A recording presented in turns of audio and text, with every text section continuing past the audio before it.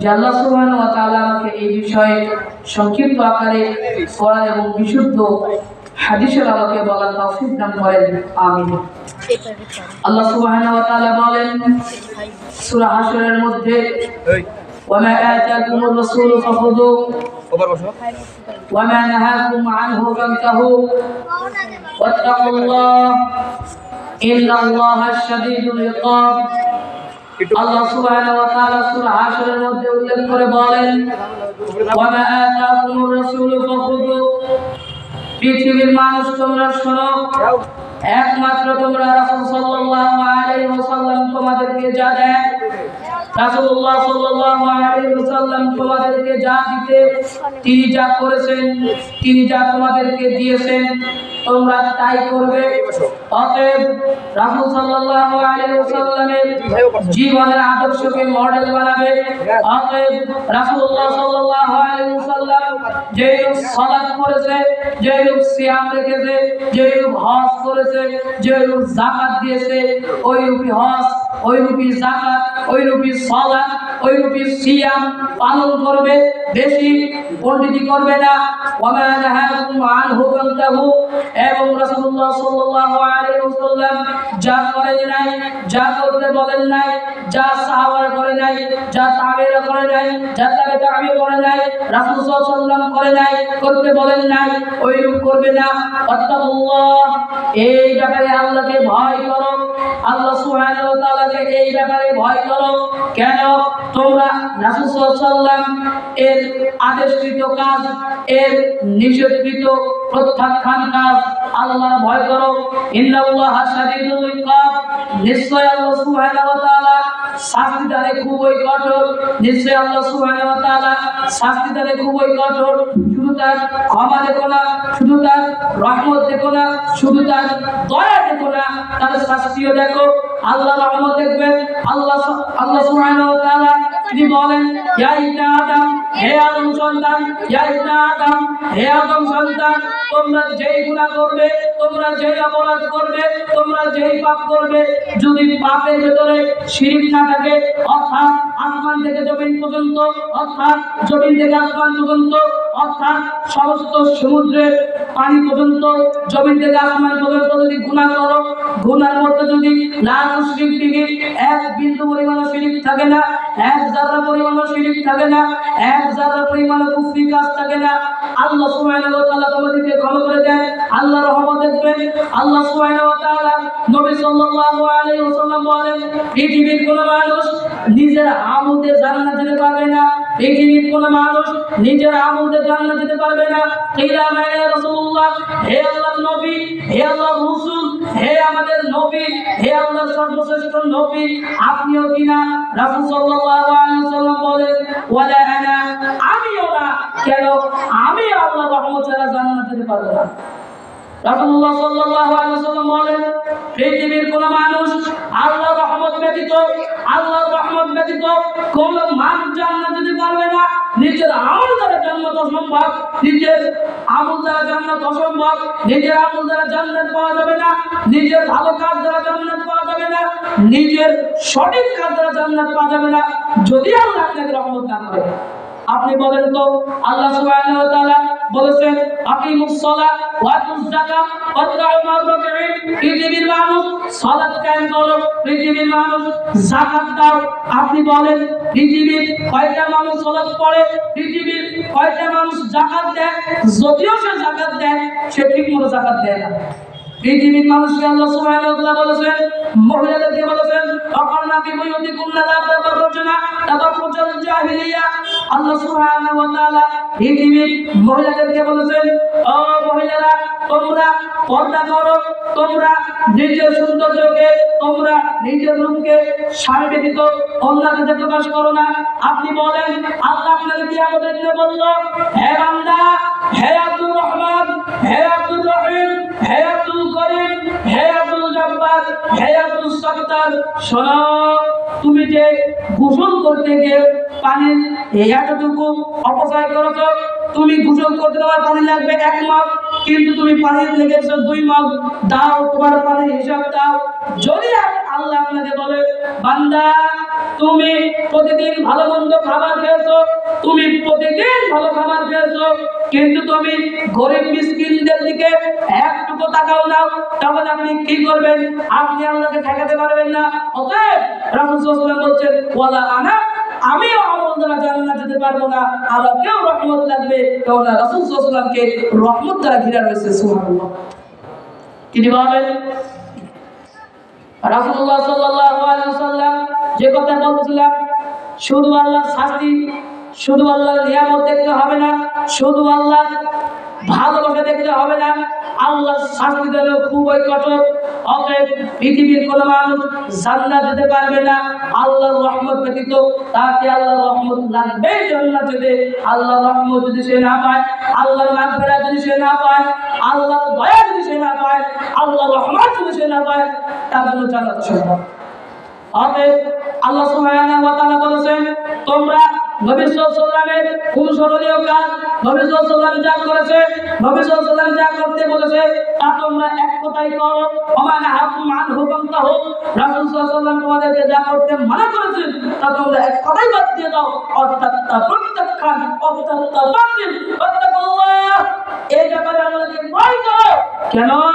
তুমি যদি রাসূল সাল্লাল্লাহু আলাইহি ওয়াসাল্লামের প্রত্যাখ্যান কৃত কাজ যদি তুমি না করো, তুমি যদি প্রত্যাখ্যানকৃত কাজ যদি তুমি না করো, তুমি যদি প্রত্যাখ্যান কাজই করো, তাহলে তোমাকে আল্লাহ কিয়ামতের দিন ধরবে, তুমি ধরা খেয়ে যাবে কিয়ামতের দিন। তুমি যদি রাসূল সাল্লাল্লাহু আলাইহি ওয়াসাল্লামের সুন্নাত বাদ দিয়ে বেদাতকে প্রতিষ্ঠিত করো, বেদাত মান্য করো, কিয়ামতের শাফাআত পৃথিবীর মানুষকে আল্লাহর নবী মুহাম্মদ সাল্লাল্লাহু আলাইহি ওয়াসাল্লাম শাফাআত করবেন না। তারা কারা? যারা আল্লাহর নবী সাল্লাল্লাহু আলাইহি ওয়াসাল্লামের সুন্নাতকে কবর দিয়ে বেদাতকে জাগ্রত করে। এই কবর পূজা, এই তাবিজকুর হুজুর কত খারাপ, যারা রাসূলুল্লাহ সাল্লাল্লাহু আলাইহি ওয়াসাল্লামের একটা সুন্নাতকে বাদ দিয়ে এই বাংলাদেশের কবর পূজারী, এই বাংলাদেশের বেদাত, এই বাংলাদেশের পীরের নামে ভণ্ড শিরক যারা চালু করছে, তারা আল্লাহকে ভয় করে না। আল্লাহ সুবহানাহু ওয়া তাআলা বলেন সূরা আল ইমরান, কুল ইন কুনতুম তুহিব্বুনাল্লাহ ফাত্তাবিউনি ইউহিব্বুকুমুল্লাহ ওয়া ইয়াগফির লাকুম যুনুবাকুম আল্লাহু গফুরুর রহিম। আল্লাহ সুবহানাহু ওয়া তাআলা বলেন, কোন নবী মুহাম্মদ সাল্লাল্লাহু আলাইহি ওয়াসাল্লাম, আপনি বলেন, কোন নবী বলেন, ইন কুনতুম তুহিব্বুনাল্লাহ ফাত্তাবিউনি ইউহিব্বুকুমুল্লাহ ওয়া ইয়াগফির লাকুম যুনুবাকুম।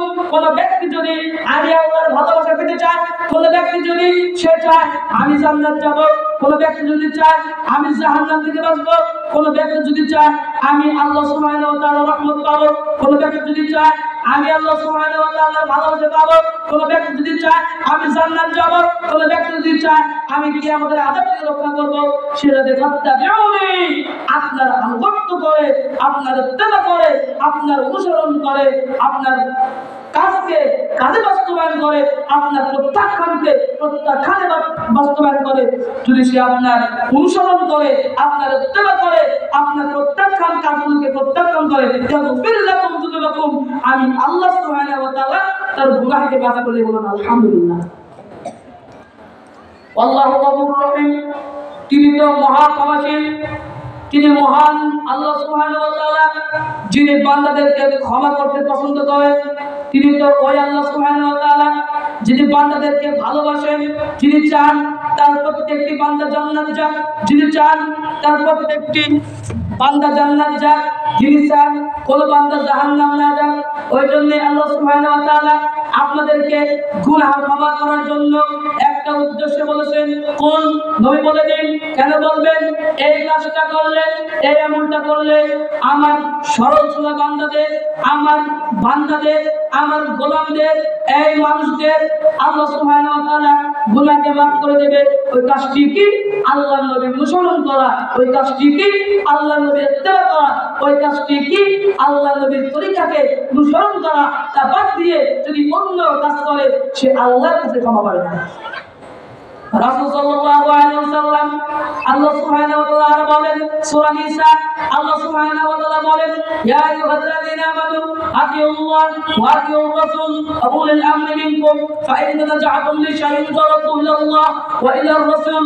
আল্লাহ সুবহানাহু ওয়া তাআলা তিনি বলেছেন, ইয়া আইয়ুহার রাসূল, ইয়া আইয়ুহাল্লাযীনা আমানু, হে পৃথিবীর ঈমানদার যারা একমাত্র আল্লাহ সুবহানাহু ওয়া তাআলাকে আল্লাহ হিসেবে গণ্য করেছো, যারা বলো আল্লাহ নবী সর্বশ্রেষ্ঠ নবী, যারা বলো আল্লাহ নবী সর্বশ্রেষ্ঠ নবী, যারা আমানতু বিল্লাহ ওয়া মালাইকাতিহি ওয়া কুতুবিহি ওয়া রাসূলিহি লা নুফাররিকু বাইনা আহাদিন মির রাসূলিহি, এই লোক যারা তাওহীদকে বিশ্বাস করেছো, যারা আল্লাহকে বিশ্বাস করেছো, আল্লাহর নবীকে বিশ্বাস করেছো, যারা আল্লাহর কিতাবকে বিশ্বাস করেছো, আল্লাহর মালাকদের বিশ্বাস করেছো, আখিরাতকে বিশ্বাস করেছো, জান্নাতকে বিশ্বাস করেছো, এই লোক যারা মানো তাদেরকে আল্লাহ সুবহানাহু ওয়া তাআলা বলছেন আতিউল্লাহ, আল্লাহর আনুগত্য করো, আতিউল্লাহ, আল্লাহর আনুগত্য করো। আল্লাহর আনুগত্য মানে আল্লাহ সুবহানাহু ওয়া তাআলা যত আয়াত বলেছেন, আল্লাহ সুবহানাহু ওয়া তাআলা যত নিষেধ করেছেন, আল্লাহ সুবহানাহু ওয়া তাআলা যত আদেশ করেছেন, যত উপদেশ দিয়েছেন তা পালন করো। ওয়াতিউর রাসূল, এবং রাসূল সাল্লাল্লাহু আলাইহি ওয়াসাল্লাম যা করতে বলেছে, তিনি যেই তরিকা ফলো করেছে, তিনি যেই আমল করেছে, তিনি যেই আমল করেন নাই, ওইরকম তোমরা রাসূল সাল্লাল্লাহু আলাইহি ওয়াসাল্লামের অনুসরণ করো। ওয়া উলিল আমরি মিনকুম, তোমরা আমিরের অনুসরণ করো, তোমরা নেতাদের অনুসরণ করো। যে নেতা কোরআন এবং হাদিস মানতে বলবে, যে নেতা আল্লাহর কোরআনকে মানতে বলবে, ওই রূপে তোমরা অনুসরণ করো। ফাইন তানাজাতুম লিশাইইন ফারাদ্দু ইলাল্লাহ ওয়া ইলার রাসূল। পৃথিবীর মানুষ শোনো, তোমাদের মধ্যে যদি বিভ্রান্তি সৃষ্টি হয়, তোমাদের মধ্যে যদি বিতর্ক সৃষ্টি হয়, তোমাদের মধ্যে ঐক্য যদি না থাকে, তোমাদের মধ্যে মিল যদি না থাকে, ফাইন তানাজাতুম লিশাইইন ফারাদ্দু ইলাল্লাহ, তোমরা আল্লাহর দিকে যাও, তোমরা আল্লাহর আনুগত্য করো, আল্লাহর কিতাব পাঠ করো, আল্লাহর কোরআন পাঠ করো, আল্লাহর কোরআন সালাফদের মতো বুঝো, মুহাদ্দিসদের মতো বুঝো, এগুলো চাই আমল করো। ওয়াইলা রাসূল, এবং তোমরা রাসূলের দিকে যাও। কেন এখানে হযরত যার দ্বারা ইলা শব্দ ব্যবহার করা মানে দিকে বোঝানো হয়েছে। অতএব আল্লাহ সুবহানাহু ওয়া তাআলা অনেক জায়গায় বলেছেন, হে ইমানদার, তোমরা আল্লাহর আনুগত্য করো, তোমরা রাসূলের আনুগত্য করো। কেন? তোমরা যদি আল্লাহর আনুগত্য না করো, রাসূলের আনুগত্য না করো, তাহলে তোমাদের আমলগুলো ধ্বংস হয়ে যাবে। যদি তোমরা আল্লাহর আনুগত্য করো, আল্লাহ রাসূলের আনুগত্য করো, তাহলে তোমরা বিভ্রান্তির মধ্যে থাকবে না। রাসূল সাল্লাল্লাহু আলাইহি ওয়াসাল্লাম আর বলেন, কুল্লু উম্মতি ইয়াদখুলুনাল জান্নাহ, আমার যত উম্মত রয়েছে প্রত্যেকটি উম্মত জান্নাত যাবে। কুল্লু উম্মতি ইয়াদখুলুনাল জান্নাহ, আমার যত উম্মত রয়েছে প্রত্যেকটি উম্মত জান্নাত যাবে, ইল্লা মান আবা, যারা আবা করে তারা জান্নাত যাবে না। আপনি প্রথম বাক্য দেখেন, আল্লাহ নবী এমন একটি বাক্য বলছেন, আল্লাহ নবী এমন একটি বাক্য বলছেন, কুল্লু উম্মতি ইয়াদখুলুনাল জান্নাহ, পৃথিবীর মানুষ, পৃথিবীর সকল উম্মত যারা কালমা পড়ে, যারা সালাত পড়ে না, তারা কাফের। সালাত না পড়া ব্যতীত, অর্থাৎ যারা সালাত পড়ে নিজেকে নবী সাল্লাল্লাহু আলাইহি ওয়াসাল্লামের উম্মত দাবি করে, কুল্লু উম্মতি ইয়াদখুলুনাল জান্নাহ, তারা সকলেই জান্নাত যাবে, তারা সকলেই জান্নাত যাবে। কি বাক্য? ইল্লা মান আবা, যারা আবা করে না, যারা আবা করলো না, তারা ব্যতীত সকল উম্মত জান্নাত যাবে। কিলা ইয়া রাসূলুল্লাহ, হে আল্লাহর নবী, হে আল্লাহর রাসূল, কিলা ইয়া মান আবা, আরে আবার করলো কে? জান্নাতকে অস্বীকার করলো কে? আল্লাহ নবী বলছেন, ওমান আতানি দাখালাল জান্নাহ, ওমান আতানি দাখালাল জান্নাহ, যারা নবী সাল্লাল্লাহু আলাইহি ওয়াসাল্লাম আমি মুহাম্মদ সাল্লাল্লাহু আলাইহি ওয়াসাল্লাম অনুগত করলো, যারা আমি মুহাম্মদ সাল্লাল্লাহু আলাইহি ওয়াসাল্লামকে মানলো, দাখালাল জান্নাহ, তারা জান্নাত গেল। ওমান আসানি ইল্লা মান আবা, যারা আমি নবীকে মানলো না, যারা আমি নবীর অনুসরণ করলো না, যারা আমি নবীকে মানতে চাইলো না, যারা আমি নবীকে অস্বীকার করলো, অর্থাৎ আমি নবী বলেছি সুদ খেও না, সে সুদ খেলো কেন? আমি নবী বলেছি ঘুষ খেও না, সে ঘুষ খেলো কেন? আমি নবী বলেছি সালাত পড়ো, সে সালাত পড়লো না কেন? আমি নবী বলেছি দাড়ি কাটো না, সে দাড়ি কাটলো কেন? আমি নবী বলেছি জেনাবি বাসার করো না, জেনাবি বাসার করলো কেন? আমি নবী বলেছি তোমরা সুদ খেও না, হালাল ভক্ষণ করো, হালাল ভক্ষণ করলো না কেন? সুদ খেলো কেন? আমি নবী বলেছি সালাত পড়ো, সাল্লু কামা রাআইতুমুনি উসাল্লি, সালাত পড়ো ওইভাবে যেভাবে আমাকে দেখেছো, যেভাবে আমার সাহাবারা করেছে ওইরকম পড়ো। কিন্তু সে ফেসবুকে চললো কেন? আমি রাসূল সাল্লাল্লাহু আলাইহি ওয়াসাল্লামের সুন্নাতকে মানলো না। ওমান আসানি ইল্লা মান আবা, তারাই আবা করলো, তারাই জান্নাতকে অস্বীকার করলো, তারাই জাহান্নাম যেতে চাইলো। রাসূল সাল্লাল্লাহু আলাইহি ওয়াসাল্লাম বলেন, তিরমিজির বর্ণনা, আল্লাহ নবী সাল্লাল্লাহু আলাইহি ওয়াসাল্লাম বলেন পৃথিবীর মানুষ, পৃথিবীর প্রত্যেকটি মানুষ দলে বিভক্ত হবে। ওয়াহাদিসু বানি ইসরাঈল, বানি ইসরাঈল যেভাবে দলে বিভক্ত হয়েছে, বানি ইসরাঈলেরা 52 দলে বিভক্ত হয়েছে। আমার উম্মত 71 দলে বিভক্ত হবে। আমার উম্মত বানি ইসরাঈলের চেয়ে এক কাতার বেশি দলে বিভক্ত হবে। শুধুমাত্র একটা দল সঠিক থাকবে, শুধুমাত্র একটা দল ওয়াহিদ, একটা দলই হকের উপরে থাকবে। রাসূল সাল্লাল্লাহু আলাইহি ওয়াসাল্লামকে জিজ্ঞাসা করলো সাহাবারা, হে আল্লাহর নবী, হে আল্লাহর রাসূল, ওই দলটি কি? ওয়ালা আলা আসহাবি আজমাইন, যারা আমি নবী সাল্লাল্লাহু আলাইহি ওয়াসাল্লাম এবং আমার সাহাবারা যে চলছে এই রূপ যারা অনুগত করবে, ইত্তেবা করবে, তারাই হকের উপরে থাকবে। বুখারী বর্ণনা রাসূল সাল্লাল্লাহু আলাইহি ওয়াসাল্লাম বলেন, লা তাযালু তাইফাতুম মিন উম্মতি আলা যাহিরিল হক। আল্লাহ নবী সাল্লাল্লাহু আলাইহি ওয়াসাল্লাম বলেছেন, লা তাযালু তাইফাতুম মিন উম্মতি আলা যাহিরিল হক। তিনি বলেন সর্বদা একটি দল থাকবে, সর্বদা একটি ফিরকা থাকবে, সর্বদা একটি মানুষের দল থাকবে যারা কিয়ামত আসা পর্যন্ত, অর্থাৎ কিয়ামত চলে আসবে, দাজ্জাল চলে আসবে, ঈসা আলাইহিস সালাম আসবে, ইমাম মাহদী আসবে, কিন্তু তারা অন্য রাস্তায় যাবে না, তারা আল্লাহর রাস্তায় থাকবে, তারা একই পথে থাকবে। তারা কারা? যারা আমি নবী সাল্লাল্লাহু আলাইহি ওয়াসাল্লামকে অনুসরণ করবে এবং সাহাবাদেরকে যারা অনুসরণ করবে তারা। ইমাম বুখারী রাহিমাহুল্লাহ, উস্তাদ আলী ইবনুল মাদিনী রাহিমাহুল্লাহ এই হাদিসের ব্যাখ্যায় বলেছেন, ওই দলটি হলো হুম ইনদিকা মিন আসহাবিল হাদিস, ওই দলটি হলো আহলুল হাদিস। তিনি বলেছেন, লা তাযালু তাইফাতুম মিন উম্মতি আলা যাহিরিল হক। এই হাদিসটি ইমাম বুখারী রাহিমাহুল্লাহ তার উস্তাদ ইমাম আলী ইবনুল মাদিনী রাহিমাহুল্লাহ থেকে নকল করেছেন। ইমাম বুখারী রাহিমাহুল্লাহ ছাত্র ইমাম তিরমিজি রাহিমাহুল্লাহ তার উস্তাদ থেকে নকল করেছেন। তিনি বলেছেন, লা তাযালু তাইফাতুম মিন উম্মতি আলা যাহিরিল হক। সর্বদা একটি ফিরকা থাকবে, সর্বদা একটি দল থাকবে যারা রাসূল সাল্লাল্লাহু আলাইহি ওয়াসাল্লাম এর অনুসরণ করবে, এর ইত্তেবা করবে, এর তরিকাকে মানবে। কিন্তু ইমাম বুখারী রাহিমাহুল্লাহ উস্তাদ বলেছেন তারা হলো হুম মিন আসহাবিল হাদিস, তারা হলো আহলে হাদিস। ইমাম আহমদ ইবনে হাম্বল তিনি হাদিসের ব্যাখ্যায় বলেছেন, ইল্লাম তাকুনু তাইফাতুম মিনাল ফিরকাতুন নাজিয়া ওয়া মিনাল মানসুরাতি লিআসহাবিল হাদিস। এই ব্যাখ্যায় তিনি বলেছেন, এই দলটি যদি, এই ফিরকা যদি, এই মাযহাব মানে এই দলটি যদি সঠিক দল, যদি আহলে হাদিস না হয়, ইল্লাম তাকুনু তাইফাতুম মিনাল ফিরকাতুন নাজিয়া, এই দলটি যদি ফিরকা নাজিয়া হয়, এই দলটি যদি মুক্তিপ্রাপ্ত না হয়, এই দলটি যদি নাজাতপ্রাপ্ত না হয়, এই দলটি যদি হকপ্রাপ্ত না হয়, এই দলটি যদি রাসূল সাল্লাল্লাহু আলাইহি ওয়াসাল্লামের সুন্নাত অনুসরণ না করে, কারা? ওয়ামিন আহলুল হাদিস, যারা আহলুল হাদিস, যারা আসহাবুল হাদিস, এই দলটি যদি না হয় তাহলে অন্য কোন দল? আমি ইমাম আহমদ ইবনে হাম্বল জানি না। আব্দুল কাদের জিলানী রাহিমাহুল্লাহ তিনি বলেছেন, তিরমিজির এই হাদিস এবং সূরা আরাফের একটি আয়াতের ব্যাখ্যা ফাতহুল মাজিদের মধ্যে এসেছে। ইমাম আহমদ ইবনে হাম্বল বলেছেন তাফসীরে ফাতহুল মাজিদের মধ্যে এসেছে, তিনি একই বাক্য বলেছেন যে আল্লাহ বলেছেন, আল্লাহ সুবহানাহু ওয়া তাআলা বলেছেন, পৃথিবীতে একদল মানুষেরা থাকবে যারা ন্যায় বিচার করবে, যারা ন্যায় বিচার করবে, যারা সত্য কথা বলবে, যারা হকের দাওয়াত দেবে।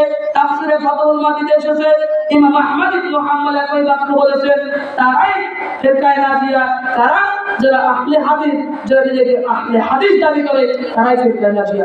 বুনিয়াদুত তালিবিন বিখ্যাত গ্রন্থ আইজের ব্যাখ্যায় আব্দুল কাদের জিলানী রাহিমাহুল্লাহ তিনি বলেছেন, ইল্লাম তাকুনু, আমার জানামতে ইসমুল্লাহু ওয়াহিদাতান মিনাল জামাআত ইয়া আহলুস সুন্নাহ ওয়াল জামাআত। আমি আব্দুল কাদের জিলানী রাহিমাহুল্লাহ বলছি, আমার জানামতে ইসমুল্লাহু ওয়াহিদাতান, তাদের নাম একটাই। তারা কারা? যারা আহলুস সুন্নাহ ওয়াল জামাতের অন্তর্ভুক্ত, তাদের নাম একটাই, তারা হলো আসহাবুল হাদিস, তারা হলো আহলুল হাদিস, তারা আহলুল হাদিস। অতএব বলতেছিলাম এখানে আহলুল হাদিসের অনেক মর্যাদা রয়েছে। সূরা বানি ইসরাঈলের 72 নম্বর আয়াতে তাফসীর ইবনে কাসির রাহিমাহুল্লাহ তাফসীর করতে গিয়ে বলেছেন, এখানে আহলে হাদিসের অনেক মর্যাদা রয়েছে। কেন আহলে হাদিসের অনেক মর্যাদা থাকবে? আল্লাহ সুবহানাহু ওয়া তাআলা কিয়ামতের দিন প্রত্যেকটি নবীকে, প্রত্যেকটি নেতাকে, প্রত্যেকটি ইমামকে তার দল সহ থাকবে। এখানে আহলে হাদিস যারা নিজেকে পরিচয় দেয়, যারা একমাত্র রাসূল সাল্লাল্লাহু আলাইহি ওয়াসাল্লামের সুন্নাতকে পালন করে, যারা একমাত্র ওহীর দাওয়াত পালন করে, যারা বলে ওহীর বিধান কায়েম করো, যারা বলে একমাত্র বিশুদ্ধ হাদিস এবং কোরআনের আয়াত দ্বারা আমল করতে হবে, জয় হাদিস চলবে না, জাল হাদিস চলবে না, দুর্বল হাদিস চলবে না, একমাত্র সহিহ হাদিস এবং কোরআন অনুযায়ী আমল করতে হবে, তারাই হচ্ছে আহলুল হাদিস আর তারাই হচ্ছে ফিরকায়ে নাজিয়া।